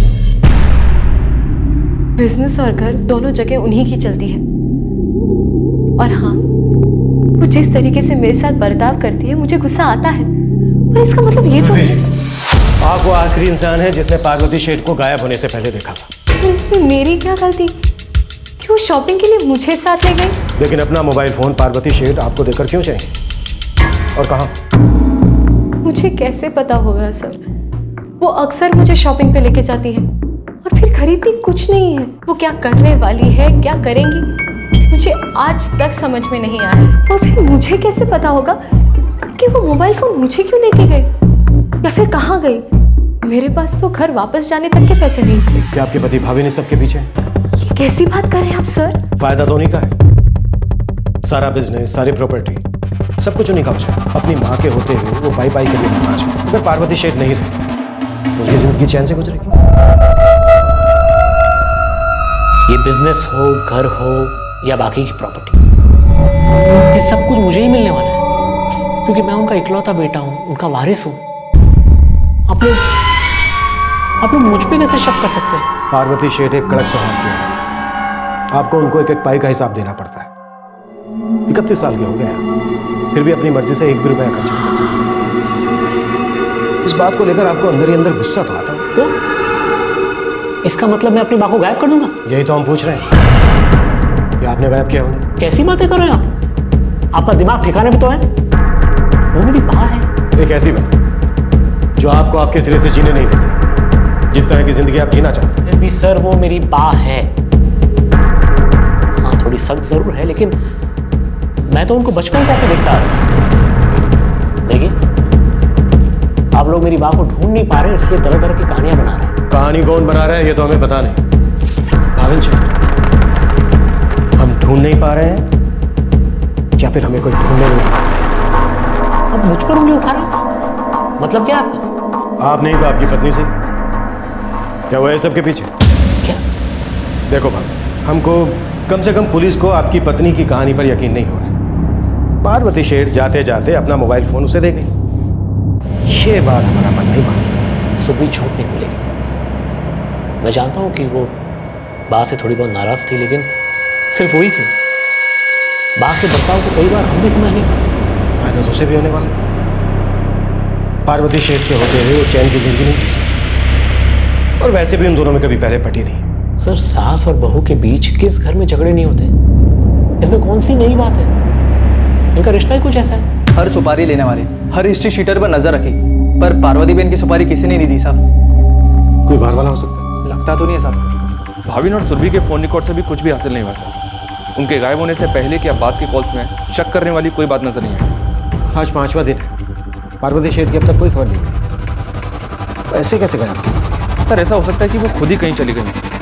किसी बात का उनको डर, कोई ऐसी बात जिसे सिर्फ वो जानती है, कोई ऐसी बात जिसे वो सबसे छुपा रही है, या फिर ऐसी निकल पड़ी है। सर उनके बारे में अभी तक जितना भी सुना है उससे तो ऐसे ही लगता है कि पार्वती बहन ऐसा कुछ कर सकती है। सर ऐसे केस में कोई ना कोई सुराग सामने आ ही जाता है, और कुछ नहीं तो कहीं ना कहीं से बॉडी मिल जाती है, पर यहाँ तो अभी तक कुछ नहीं। पार्वती शेठ के अचानक गायब हो जाने के बारे में पुलिस को अब तक कोई सुराग नहीं मिला था। अब तो ऐसा लगने लगा था कि वो अपनी मर्जी से ही कहीं चली गई, और फिर 1 हफ्ते के बाद उनके बारे में खबर मिली।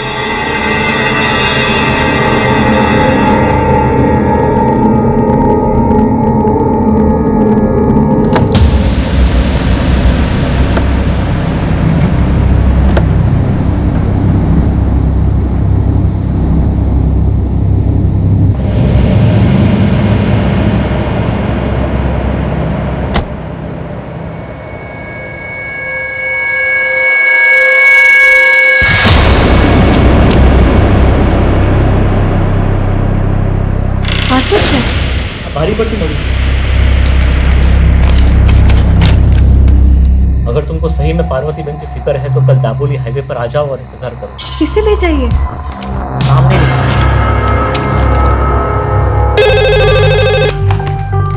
City police station.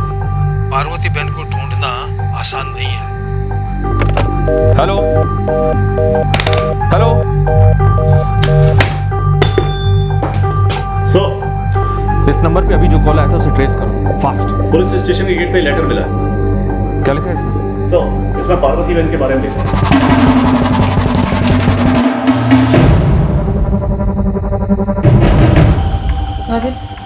Bhavin police को खबर करते। अकेले नहीं जा सकते। क्या पता अगर किसी ने वहां पर कोई और जाल बिछाया हो।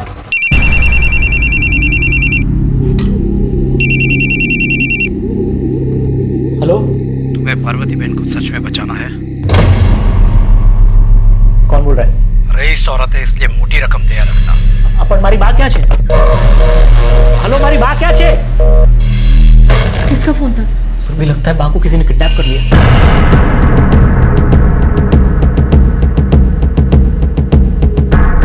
दोनों लेटर्स एक ही आदमी ने लिखे हैं। सर, यहाँ जो कॉल आया था और भाविन को जो कॉल आया था, वो दोनों ही कॉल पीसीओ से आए थे। एक नानपुरा से और एक संग्रामपुरा से। दोनों ही जगह पास पास। पीसीओ वालों को पता नहीं कि फोन किसने किया था। कॉइन बूथ था, वहाँ कोई बूथ वाला नहीं था। सर अब क्या करेंगे सर? मेरी बाप मुसीबत में होगी। कल हम दाभोली जाएंगे, आखिर पता तो चले कि किडनैप करने वाला चाहता क्या है।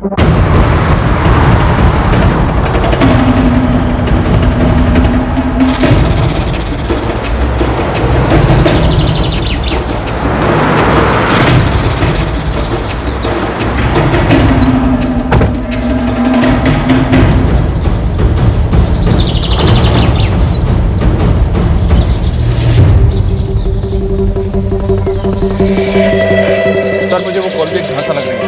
लेकिन ये खेल कौन खेल रहा है और क्यों?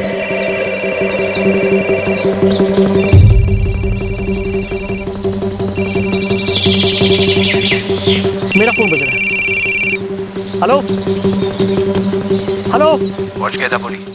अब गांव में जाओ, वहां नाले के पास एक बोरी मिलेगी, उसे देख लो। Hello hello. क्या बोला उसने? उसने कहा कि ये कोई आदमी था? हाँ। क्या कहा उसने?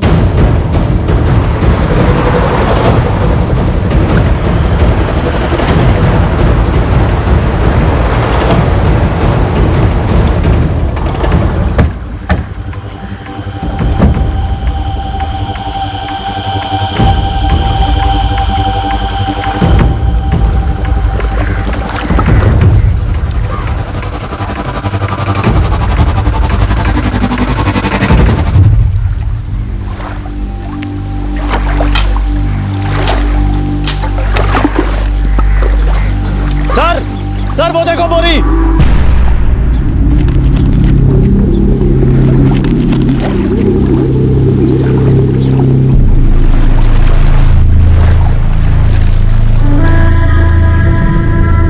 खोलो इसे।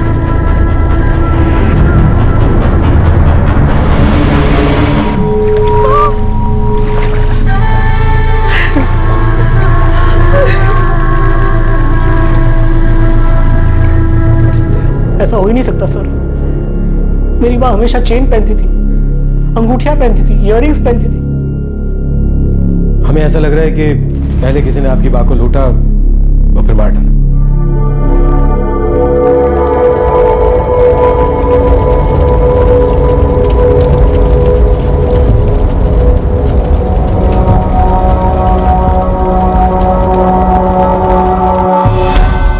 मुझे पक्का शक है कि यह कोई आपसी बात है।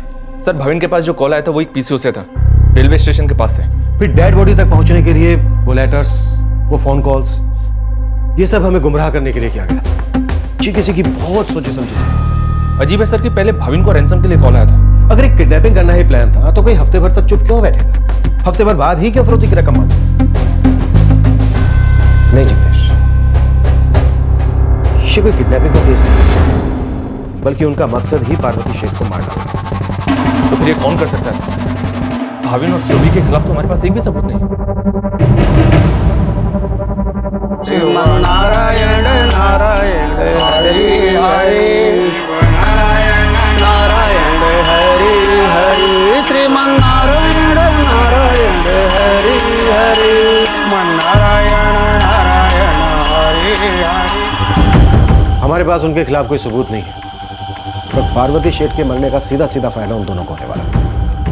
सुरभि को उसकी सास से छुटकारा मिल जाता और जीने की आजादी थी, और भाविन को अपनी स्ट्रिक्ट मां से हमेशा के लिए छुटकारा मिल जाता और उसकी सारी प्रॉपर्टी और बिजनेस दोनों उसके हाथ में। पर सर, हमारे पास कोई सॉलिड सबूत नहीं है। ऐसा लग रहा था कि केस अब कभी सुलझ ही नहीं पाएगा। पुलिस हर तरह से इस केस के छोटे से छोटे सुराग को हासिल करने में लगी हुई थी, जिससे कि इस जुर्म का कोई सबूत हाथ लग जाए, लेकिन अब तक कुछ हाथ नहीं आया। यह खून बहुत ही सफाई से किया गया लग रहा था, पर 4 महीने के बाद इस केस के आगे बढ़ने के कुछ आसार नजर आए, जिससे कि इस जुर्म के मुजरिमों का शायद पता चल सकता था। हमने हर पहलू से इन्वेस्टिगेशन की है, फिर भी एक भी सबूत नहीं मिला है। सिर्फ 2 लोग हैं जिन पर शक किया जा सकता है, एक पार्वती शेठ का बेटा भाविन शेठ, दूसरा उनकी बहू सुरभि। हमें पूरा यकीन है कि इन दोनों में से कोई एक या फिर दोनों इसमें शामिल है, इसलिए हमें इन दोनों के नार्को टेस्ट की इजाजत चाहिए।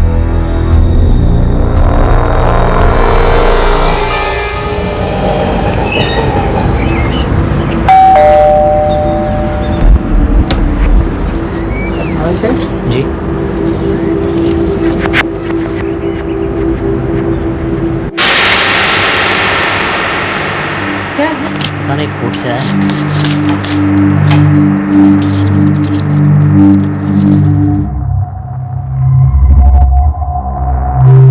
क्या लिखा है इसमें? सुरभि, कोर्ट ने पुलिस को हम दोनों की नार्को टेस्ट करने की इजाजत दी है। तारीख भी लिखी है, 23 दिसंबर। पर इस टेस्ट में होता क्या है? उन्हें हम दोनों पर शक है सर। हाँ, पर ये नार्को टेस्ट होता क्या है? क्योंकि इस टेस्ट द्वारा अगर कोई भी झूठ बोल रहा है ना तो पकड़ा जाए। पर हम झूठ नहीं बोल रहे हैं। लेकिन ये उन्हें विश्वास नहीं आता ना।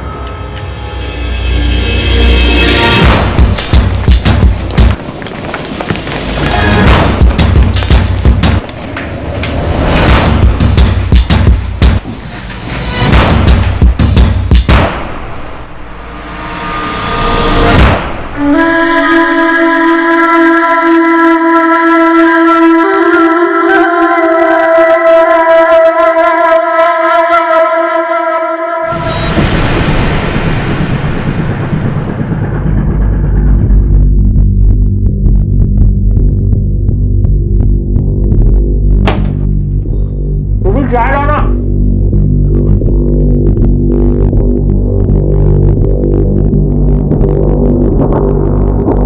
उसमें चाय थी गई।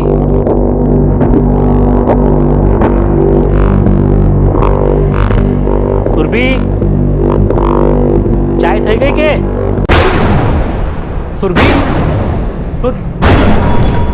सर, सुरभि शेठ ने सुसाइड करने की कोशिश की है। क्या? जी हाँ सर, उसकी हालत काफी गंभीर है, वो हॉस्पिटल में है। नार्को टेस्ट से सिर्फ 2 दिन पहले। मूव।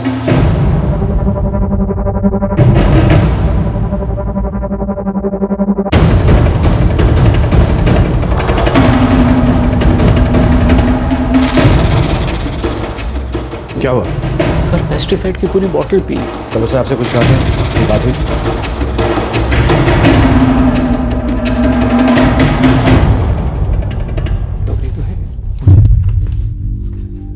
बॉडी से पॉइजन निकाल दिया है, पर कंडीशन अभी भी क्रिटिकल है। वो अपना स्टेटमेंट दे सकती है? अगले 48 घंटे बीतने के पहले कुछ नहीं कहा जा सकता, तब तक हमें वेट करना ही होगा।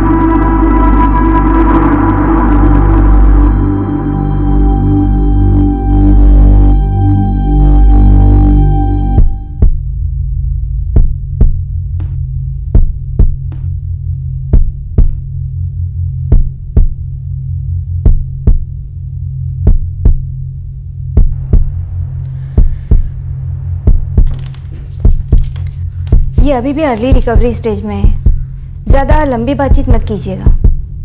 ठीक है डॉक्टर।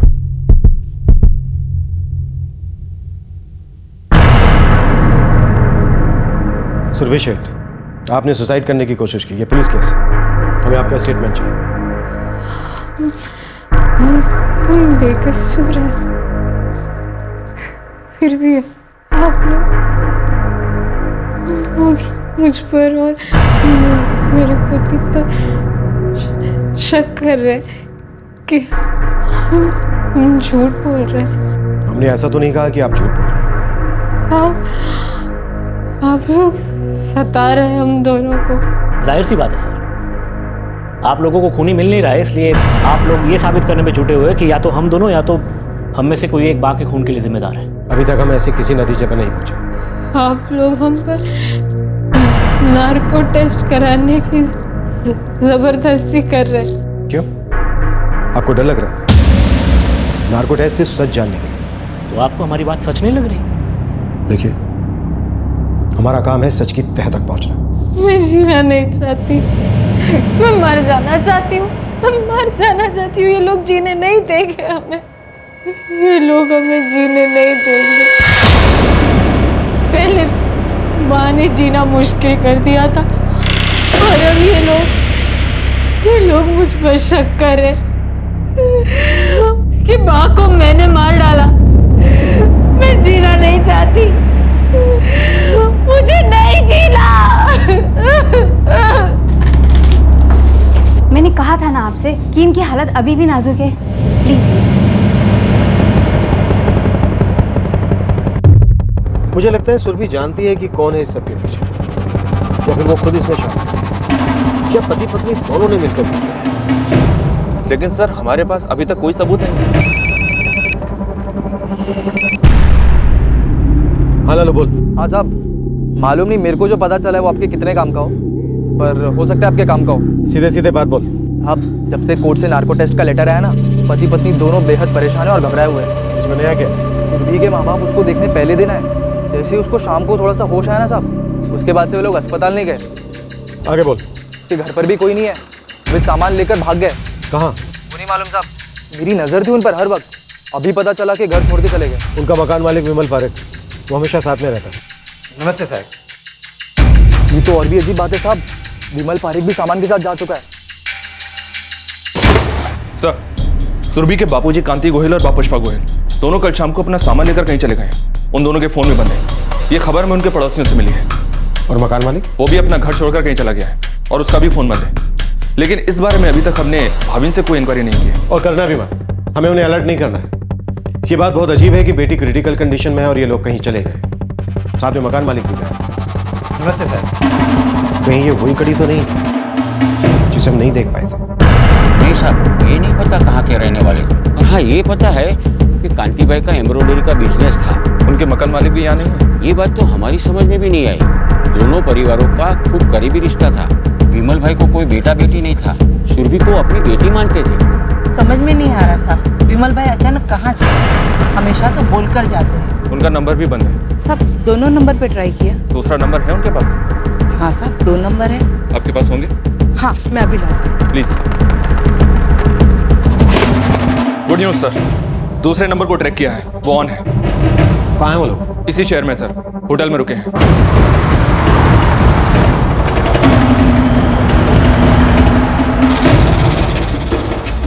सर, रूम नंबर 405, कल रात से यहाँ रुके।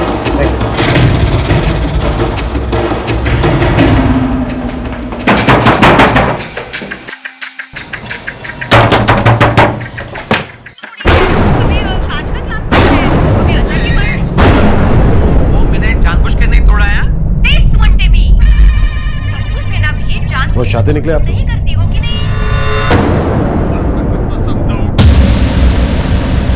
हम कहीं भाग नहीं रहे थे, किराए पर नया मकान तलाश रहे थे। सुरभि के इलाज के लिए पैसा बचाना था। और इस काम में आपकी मदद करने आपके मकान मालिक विमल पारेख अपना घर छोड़कर आ गए किराए के मकान में रहने के लिए। साहब, मैं तो इनकी सिर्फ मदद कर रहा था। सुरभि मेरी बेटी जैसी ही है। चलिए, आपकी कहानी तो हो गई। पुष्पा, आपको कुछ कहना?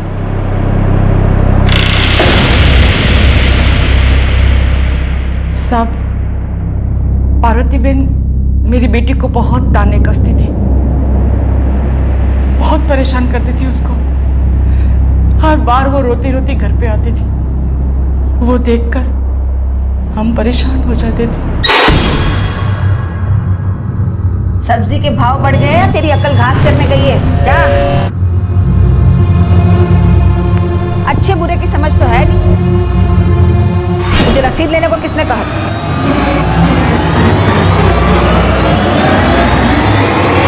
हमने सोचा अच्छा परिवार है, रईस लोग हैं, वहां शादी करेंगे तो बेटी ससुराल में सुखी रहेगी। पता नहीं था मेरी बेटी हर रोज परेशान रहेगी।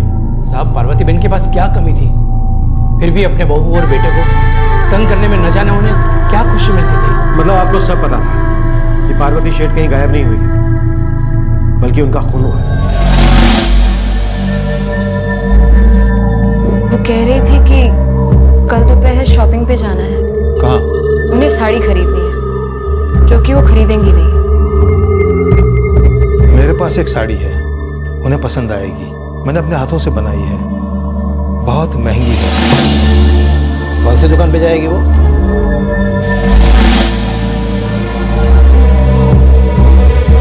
सुरभि कई बार पार्वती बहन के साथ उस दुकान पर जाया करती थी। वो जानती थी वहां क्या होगा। वो जानती थी कि कहां तक दोनों पैदल चलेंगे और फिर रिक्शा करेंगे।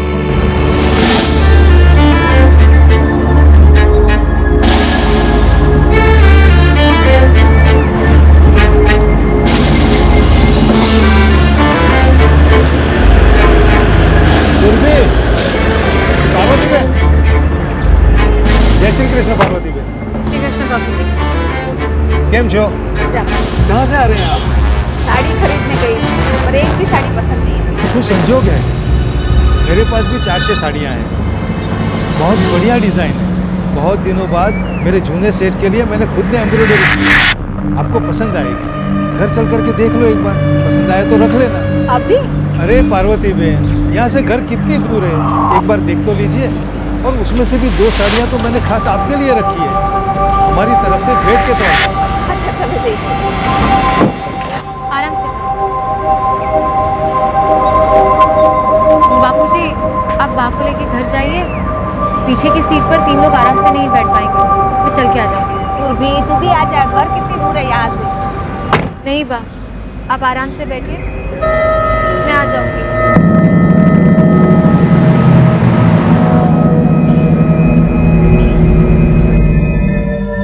तो ये पूरी तरह से प्लान था कि सुरभि पार्वती शेठ का मोबाइल फोन अपने पास रखे। कहाँ मारा पार्वती शेठ को और किसने मारा?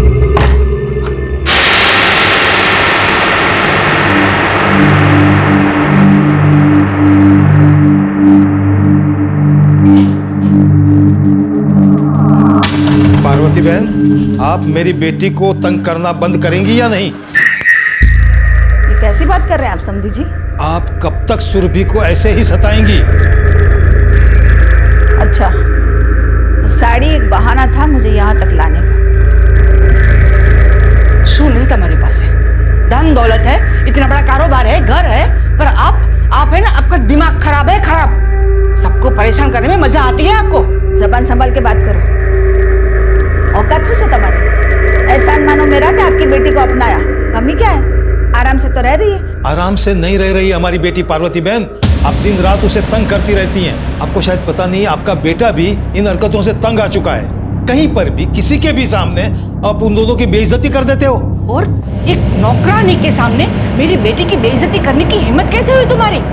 और दिन रात उसको ताने कसती रहती हो। बहुत सुन ली तुम लोगों की बकवास, मैं जा रही हूँ। चाहिए तो अपनी बेटी को भी लाके रखो इसी घर में।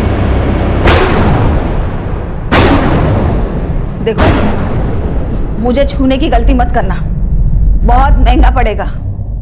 तुम्हें पता नहीं है मेरी पहुंच कहाँ तक है। आज के बाद न तुम रहोगी ना तुम्हारी पहुंच। हमारे जाने के बाद सब चैन से जिएंगे।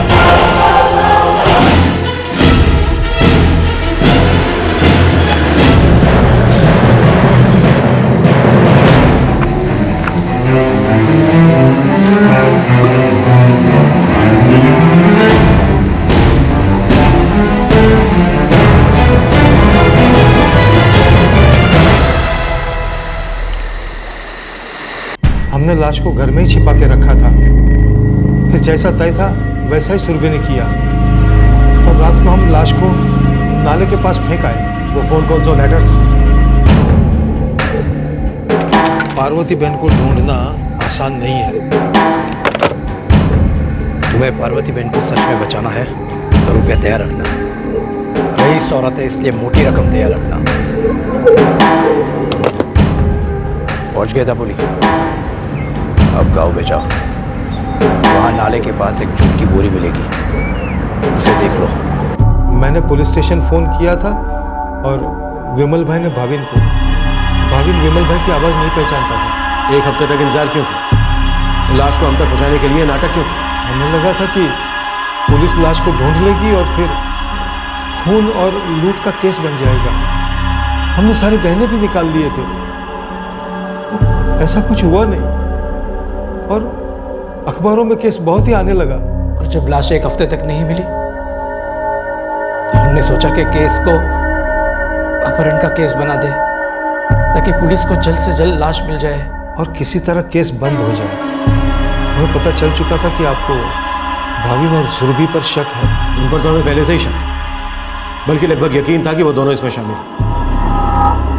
क्या भाविन भी इस प्लान में आप लोगों के साथ मिला हुआ था? उसे कुछ पता नहीं था। इस वजह से आप लोगों ने भागने की कोशिश की थी। सुरभि ने हमें चले जाने को कहा था। वो डर गई थी नार्को टेस्ट से। उसे लगा था वो सच उगल देगी। उसने आत्महत्या की कोशिश की। उसने हमें चले जाने को कहा था। उसने कहा था कि वो आत्महत्या की जिम्मेदार पुलिस को ठहराएगी। मुझे अभी भी यकीन नहीं हो रहा है कि आप लोगों ने 58 साल की एक औरत को मारने के लिए इतनी सारी प्लान की। उसने सुरभि का जीना मुश्किल कर दिया था। औरत समझ ही नहीं पा रही थी कि उसके गुस्से, उसकी अकड़, उसकी बेइज्जती की वजह से वो अपनों को दुखी कर रही थी।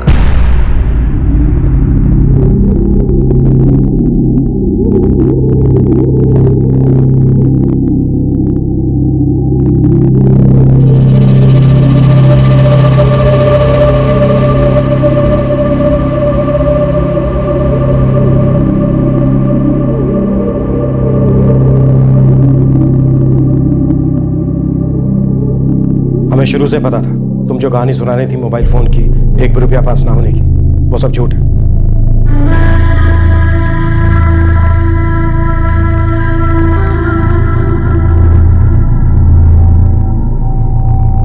हम तुम्हारे ठीक होने का वेट करेंगे।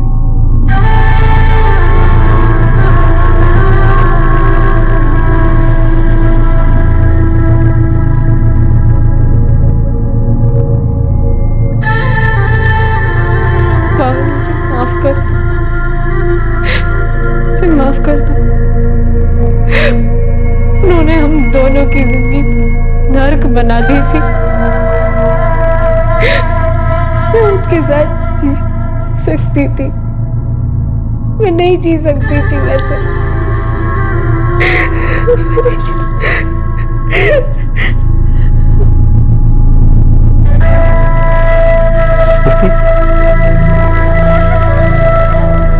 वो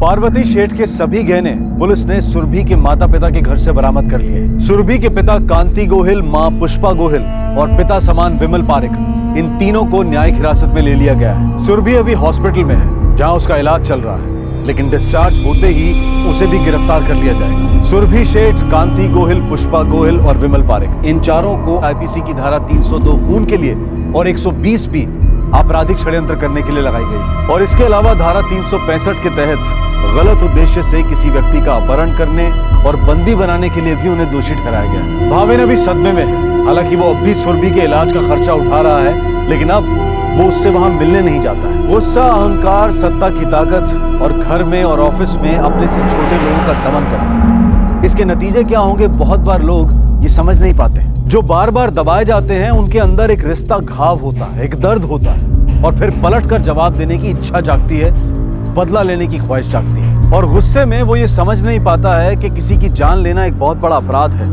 मौत सिर्फ उस इंसान को मारती है, ना कि उसके गुस्से, उसके अहंकार को। किसी की जान लेने से अपनी जिंदगी के दुख दर्द कम नहीं हो जाते। समझदारी इसी में है कि अगर कोई व्यक्ति आपका जीना मुश्किल कर दे तो आप उससे दूर चले जाएं और अपनी एक नई दुनिया बसा लें। बदला लेना सिर्फ बेवकूफी और कायरता का प्रतीक है। आपसे फिर मुलाकात होगी क्राइम पेट्रोल दस्तक में एक और नए केस के साथ। तब तक अपना ख्याल रखें, सुरक्षित रहें और याद रखें, प्रतिशोध जुर्म का अंत नहीं बल्कि एक नए जुर्म की शुरुआत है। जय हिंद। इस तरह के और भी एपिसोड देखने के लिए हमारे चैनल को सब्सक्राइब करें और बेल आइकन दबाना ना भूलें।